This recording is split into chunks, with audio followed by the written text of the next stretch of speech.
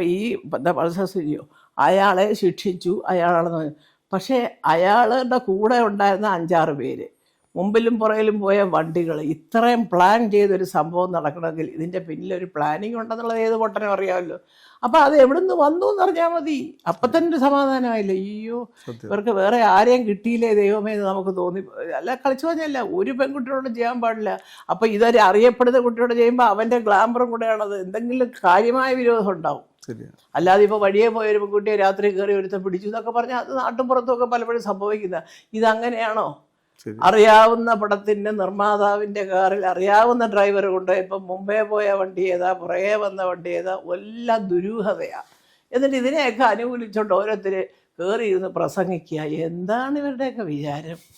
എന്നാൽ ആ പ്രസംഗത്തിൻ്റെ അനുകൂലിച്ച് പറയുമ്പോൾ അവസാനം പറയേണ്ട കാര്യം ഇങ്ങനെയൊക്കെ ആയാലും ശരി, ഇത് ചെയ്തവരെ നമുക്ക് കണ്ടുപിടിക്കണം. അതിന് കോടതിയും നിങ്ങൾ മാധ്യമങ്ങളും ചാനലും ഒക്കെ സഹായിക്കണം എന്നൊരു അപേക്ഷ കൂടെ പറയാത്തത് എന്താ? ഒരാളിൻ്റെ വായിന്നത് വരുന്നില്ലല്ലോ.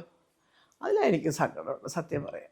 എല്ലാം നേരെയാകുമെന്നൊരു പ്രതീക്ഷ. അത് ആര് മുഖ്യമന്ത്രി ആയാലും ഇനി അടുത്ത മുഖ്യമന്ത്രിക്ക് തീർച്ചയായിട്ടും ഈശ്വരൻ സൽബുദ്ധി കൊടുക്കട്ടെ. ഈ നാട്ടിൽ ഈ കുട്ടിക്ക് വേണ്ടി പ്രാർത്ഥിക്കുന്ന ഒരുപാട് സ്ത്രീകളുണ്ട്. അവരുടെയെങ്കിലും പ്രാർത്ഥനയുടെ ഒരു ഫലം ഇത് കണ്ടുപിടിക്കുന്നവർക്കും കിട്ടും. അത് ഞാൻ 100% ഉറപ്പിച്ച് പറയാം.